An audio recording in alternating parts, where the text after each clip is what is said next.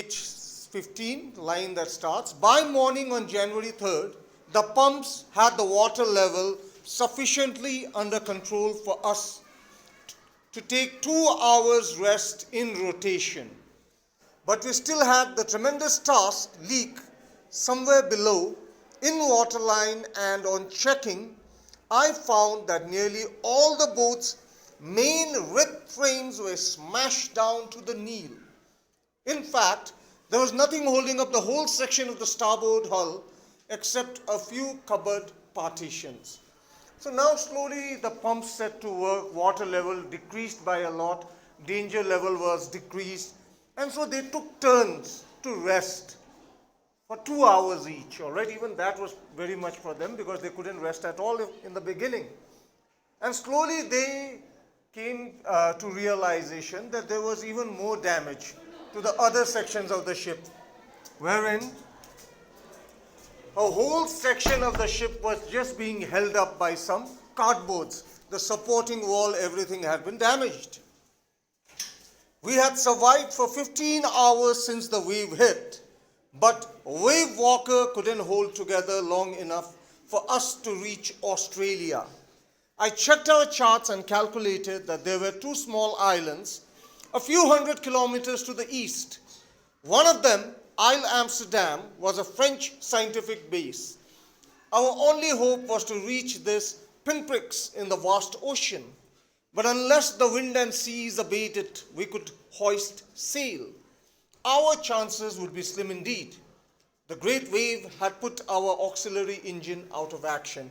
Even the engine is damaged, all right, and there is no way they'll be able to reach Australia in the condition that the ship is in.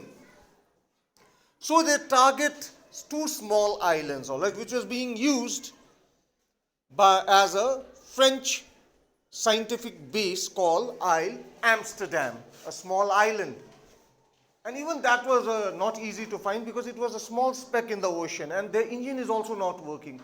So unless the wind is favorable, it pushes the ship forward on the small engine that is working. They wouldn't even reach there and the ship would drown before that. On January 4th, after 36 hours of continuous pumping, we reached the last centimeter of water. So now water is almost out of the boat. Now we had only to keep pace with the water still coming in. We could not set any sail on the main mast. Pressure on the rigging would simply pull the damaged section of the hull apart. So we hoisted the storm jib and headed for where I thought the 2 islands were. Mary found some corned beef and cracker biscuits, and we ate our first meal in almost 2 days. So they are not even sure, all right? They just headed in the direction where the father thinks that the island is located. The main mast is damaged, all right? The main mast is already damaged. And with the help of secondary mast, that is the smaller mast, they set sail towards the direction. And it had been 2 days that they had even eaten. And after 2 days, they just had a simple meal of corned beef and cracker biscuits. But our respite was short-lived. At 4 p.m., black clouds began building up behind us. Within the hour, the wind was back to 40 knots, and the seas were getting higher. The weather continued to deteriorate throughout the night, and by dawn on January 5th, our situation was again desperate. But the happiness, the fact that they had been able to drain out the water, that they are heading towards the island, that they had a food after 2 days, that happiness was short-lived because once again the weather took a turn for the worse. The sky turned dark, the wind started blowing, and they thought that the dark times are back again for the family. When I went in to comfort the children, John asked, "Daddy, are we going to die?" I tried to assure him that we could make it. "But Daddy," he went on, "we aren't afraid of dying if we can all be together. You and Mummy, Sue and I."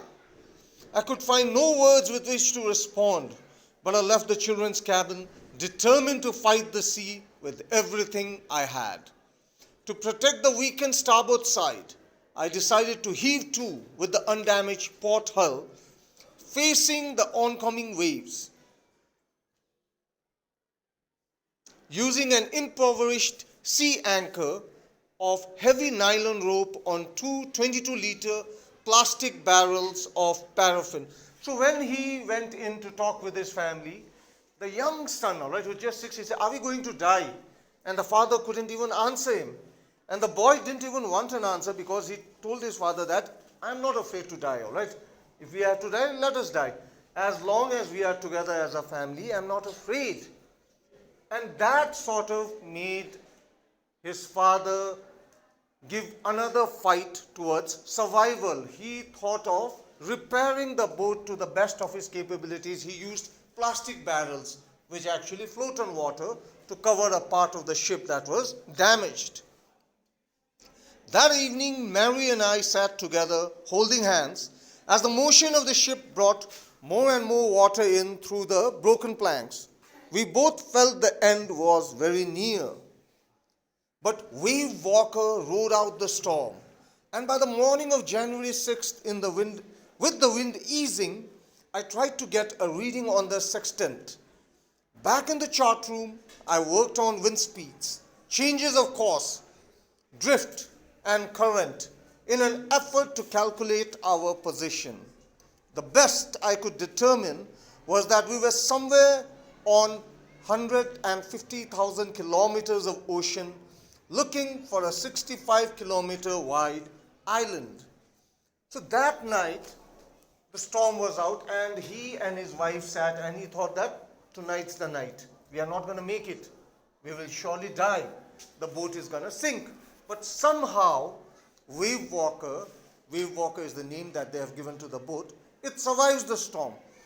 And then he gets a bit more hope about survival, and he checks the charts, he checks his compass, everything. And what they're basically trying to do is that if this is the island, they are just looking for, if this is the sea, they are looking for the island, which is just a dot, and which is nowhere in sight also. They have to head towards the right direction to actually reach the island.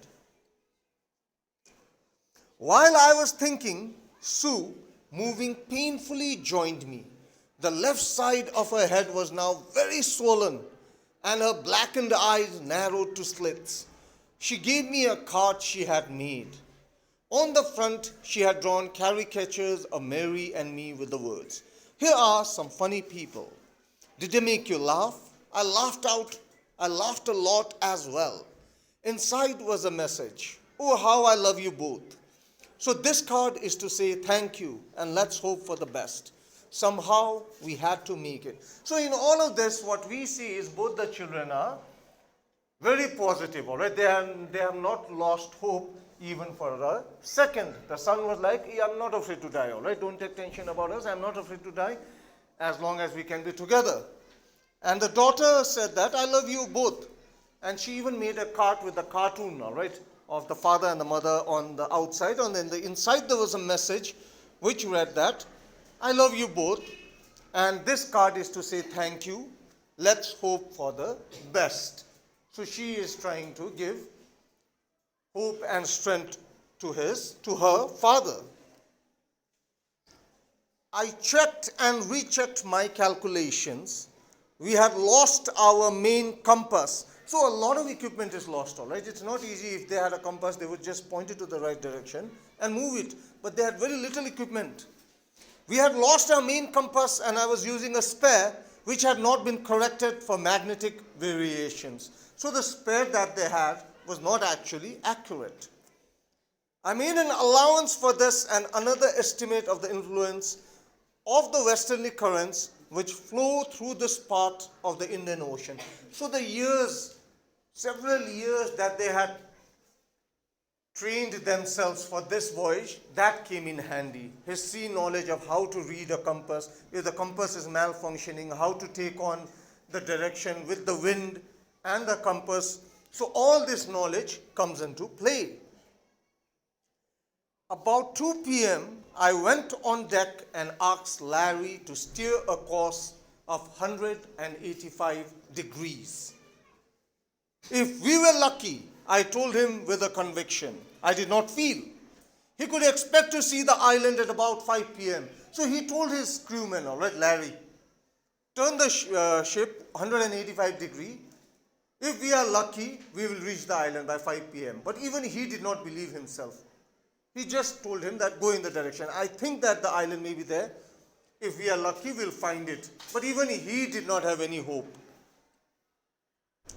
Then with a heavy heart, I went below, climbed onto my bunk, and amazingly dozed off.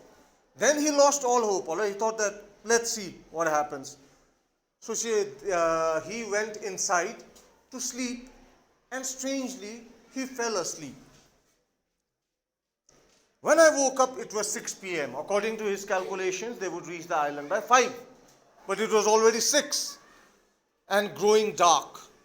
I knew we must have missed the island. And with the sail we had left, we couldn't hope to beat back into the westerly winds. At that moment, a tousled head appeared on my bunk. Can I have a hug? Jonathan asked. Sue was right beside him. So as he woke up, he thought that, okay, it's 6. Now we have missed the mark. My calculations were wrong. It is already dark. Now I cannot even catch the westerly winds. We will drown. But at that moment, suddenly both the children came to him and they said, can we hug you? Why am I getting a hug now? I asked. Because you are the best daddy in the whole world and the best captain, my son replied. Not today, John. I'm afraid. You must be, said Sue in a matter-of-fact voice. You found the island. What? I shouted. It's out there in front of us, they chorused, as big as a battleship. So his calculations were actually correct. He was just off about the timing. He thought that they would reach by 5, but it was way past 6 that they actually reached the island, and the kids gave him the good news. I rushed on deck and gazed with relief at the stark outline of Isle Amsterdam. So they had actually reached the island. It was only a bleak piece of volcanic rock with little vegetation. The most beautiful island in the world. So it was nothing, it was just a small island, little vegetation, all right, nothing to it, just volcanic rock. But to him, at that moment, it was the most beautiful island in the world because that was their salvation. Now they would not die, they could actually survive on that island. We anchored offshore for the night, and the next morning all 28 inhabitants of the island cheered as they helped us ashore. So the island was actually inhabited by scientists, right? There were 28 people there. With land under my feet again, my thoughts were full of Larry and Herbie. Cheerful and optimistic under the direst stress. And of Mary, who stayed at the wheel for all the crucial hours. Most of all, I thought of a 7-year-old girl who did not want us to worry about a head injury, which subsequently took 6 minor operations of recurring blood clot between skin and skull, and of a 6-year-old boy who was not afraid to die. So in all of this, all right, in all of this that the survival was ensured, he couldn't help but think of all the people that he was with. Larry and Herbie, the sea crewmates, all right, who were with him, who were calm, whose experience made sure that the family made out alive. Of his wife Mary, he was thankful to his wife because she was always by his side, helping in whatever way she could, even when the storm was blowing. Then he thought about a young 7-year-old girl whose head was swollen, right, his daughter, who had required 6 different operations to stop the clotting of the blood that had occurred on her head.